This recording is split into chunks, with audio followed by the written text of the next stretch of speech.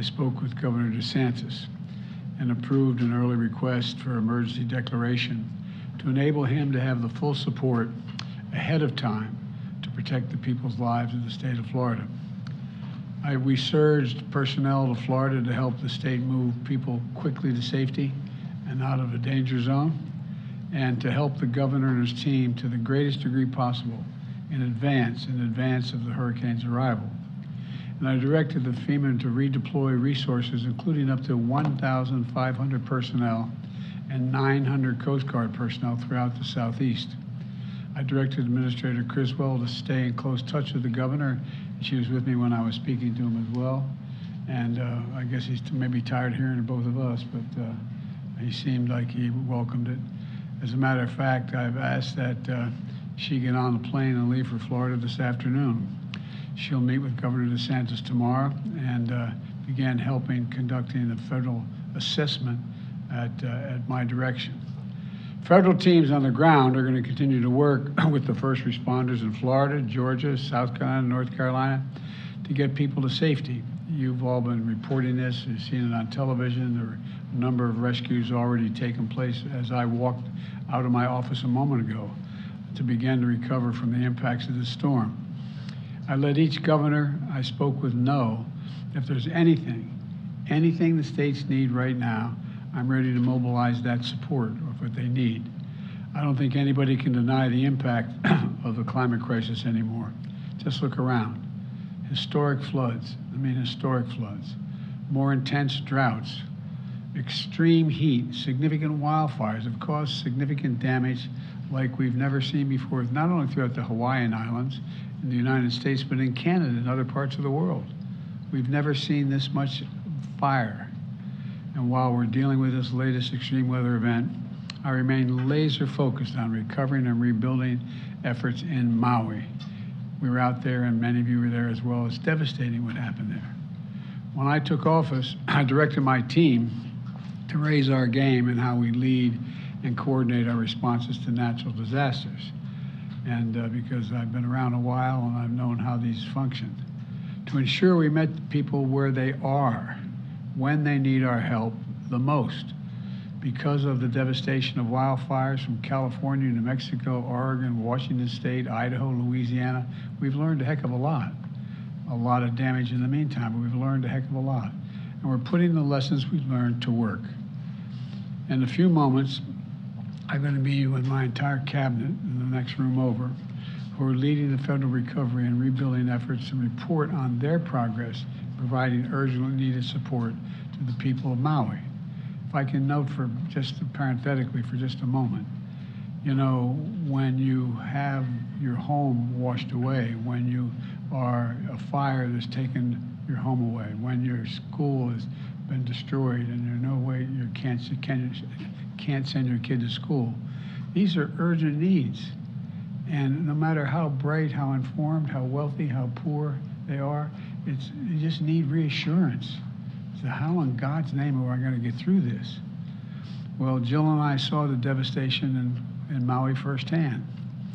And I want to thank Governor Josh Green, who's doing one hell of a job. Along with their congressional delegation, there's total unity out there. And for everything they're doing to support the recovery effort. I directed my team to do everything we can for as long as it takes to help Maui recover, rebuild in a way that respects and honors Hawaiian traditions and cultures and the needs of the local community. We're not going to turn this into a new land grab. We're not trying to see multi-million-dollar homes on the beach. We want to restore that part of the island like it was before, only better. To that end, when I was on the island last week, I appointed Bob Fenton, one of the nation's leading emergency managers, and I mean that's not hyperbole, who's been on the ground in Hawaii since before the fires erupted as our Chief Federal Response Coordinator to lead our long-term recovery on Maui.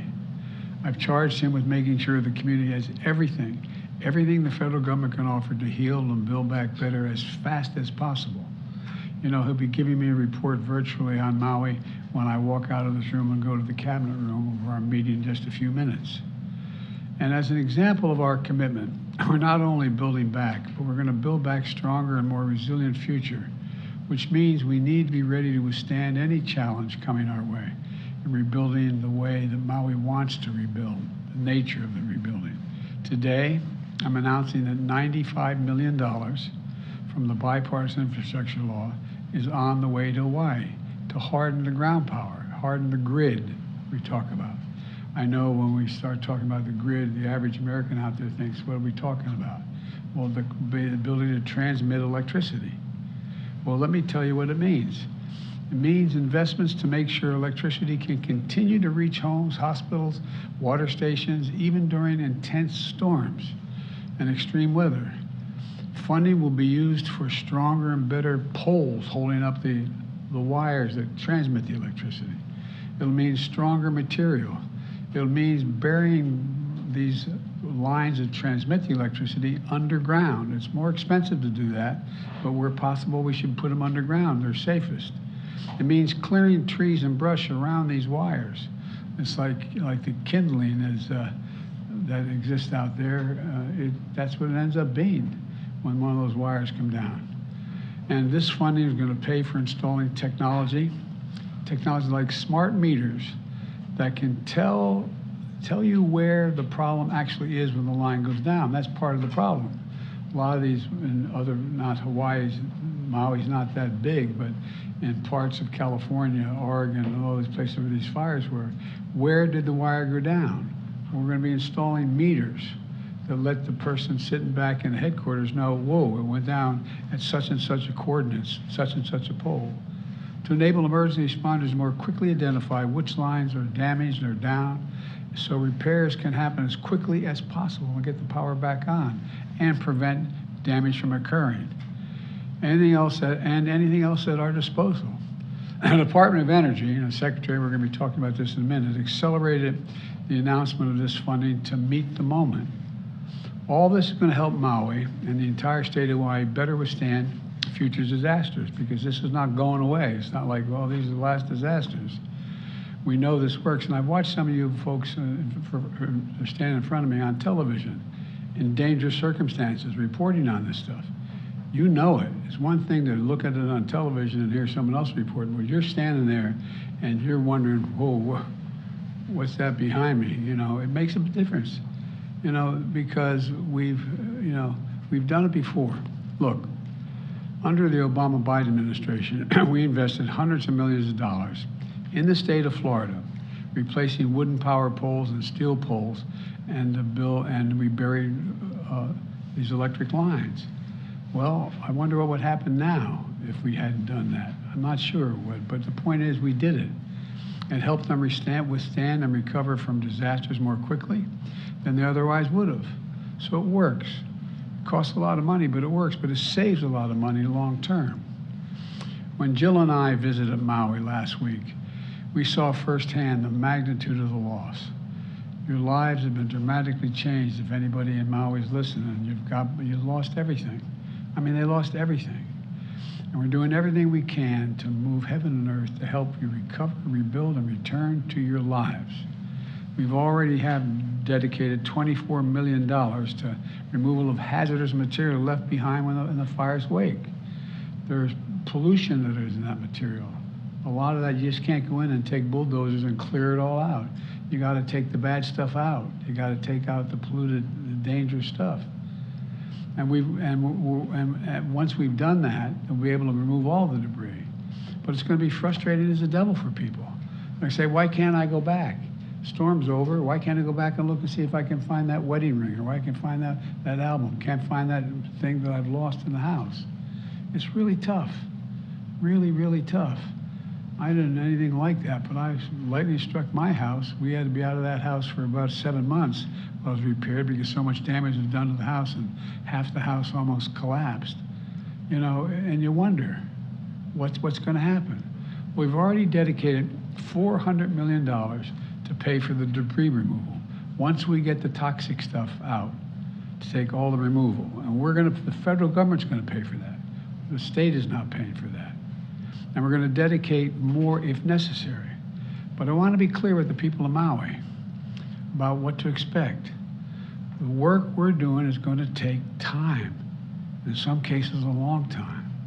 We're going to do it in a way to make sure we're respectful to the wishes and the traditions of the people of Hawaii as well. The process of removing hazardous material and cleaning the environmental damage means folks can't get back in the area right away. The start of school has been disrupted. It's painful. I get it.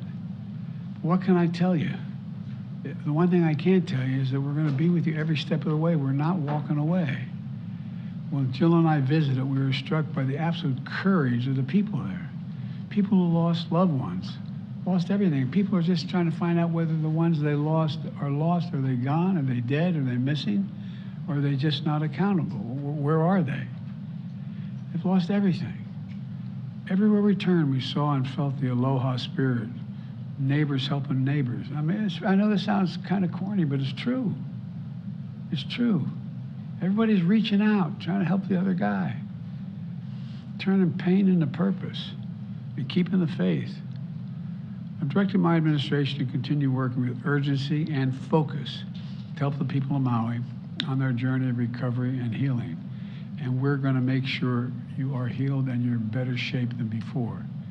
I said when I was on the island last week, we're not leaving until the job's done, and we'll be there as long as it takes. I know there's a lot of questions you probably have. I'll take a few, but I have a cabinet meeting coming up right away. Yes. Mr. President, can you assure Americans that the federal government is going to have the emergency funding that they need to get through this hurricane season? The answer is, if I can't do that, I'm going to point out why. How can we not respond? My God. How can we not respond to these needs? And so I'm confident, even though there's a lot of talk from some of our friends up on the Hill about the cost, we got to do it. This is the United States of America. Yes. Mr. President, Governor DeSantis is also running for president. You are running for re-election. Do you sense any politics in your conversations with him about this issue? No, believe it or not, I know that sounds strange, especially how the nature of politics today. But you know, I was down there when the last major storm. I spent a lot of time with him, walking from village to from community to community, making sure he had what he needed to get it done. I think he trusts my judgment and my desire to help, and I trust him to be able to suggest that this is not about politics, it's about taking care of the people of the state.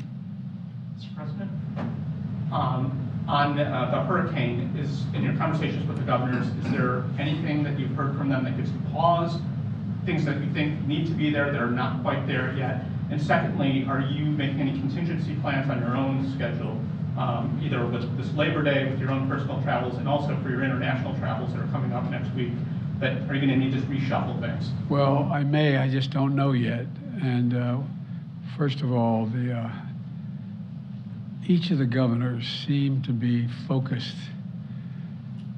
And I think what's changing, particularly the governors from North, South Carolina, as well as Georgia, is there wasn't an anticipation that it'd be moving up the coast. They were hopeful, and initially it looked like it was going to go further east and not affect them.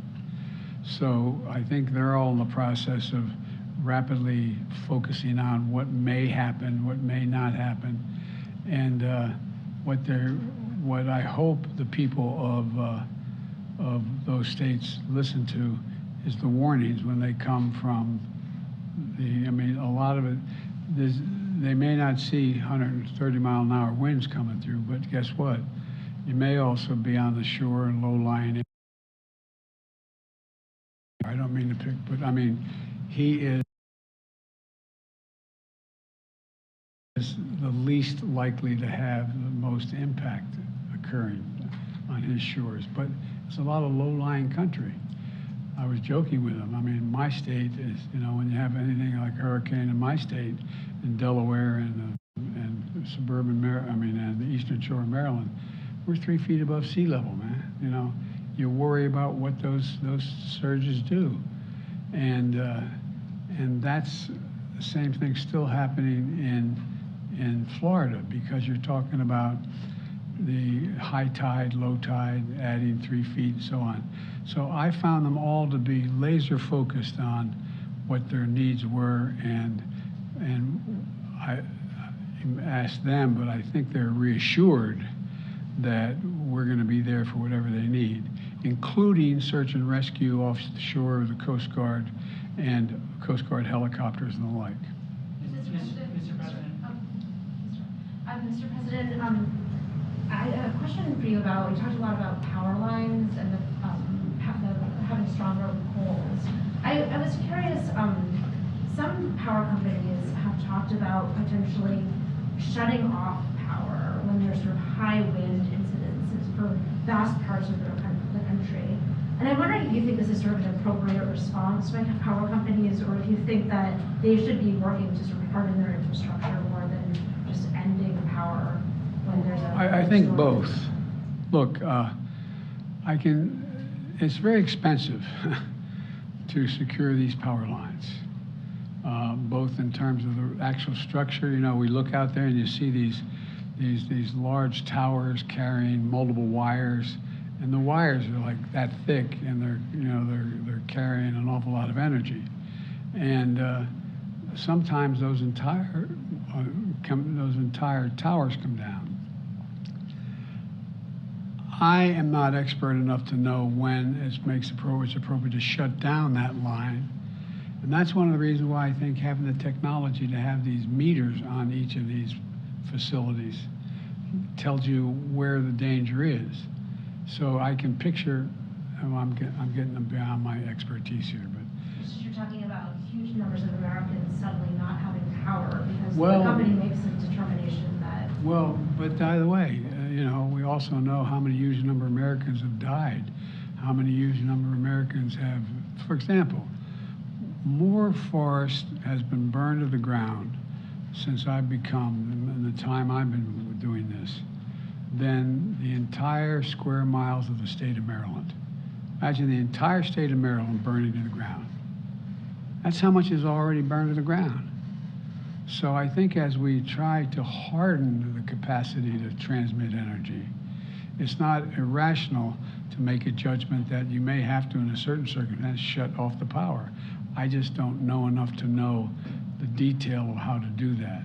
I mean, where that decision is made. That's why we're starting off. I was talking with Sherwood Randall, who handles this for me, about the need to put these meters along these so we know where the power is going down. You may be able to shut off parts. I just don't know enough to know that. Mr. President, are you concerned at all that a potential government shutdown would impact the recovery efforts? And what is your reaction to House Republicans who say that they're launching an investigation into the federal response in Maui? Well, I welcome a federal response in Maui. I think that they should go out and talk to every elected official, from the mayors to the governors to the United States senators to the congresspersons. I welcome, and once they go out and see it, then I'm sure they'll provide the money. Thank you all very much. Any concerns about your friend Mitch McConnell's health? Thank you, everybody. By the way, I just heard literally coming out, and Mitch is a friend, as you know, not a joke. We always, I know people don't believe that's the case, but we have disagreements politically, but he's a good friend, and so I'm going to try to get in touch with him later this afternoon. I don't know enough to know. Do you think he's Thank fit you. to serve and should run for the election? Are you running? I'm not sure. Okay, all right. Thank you.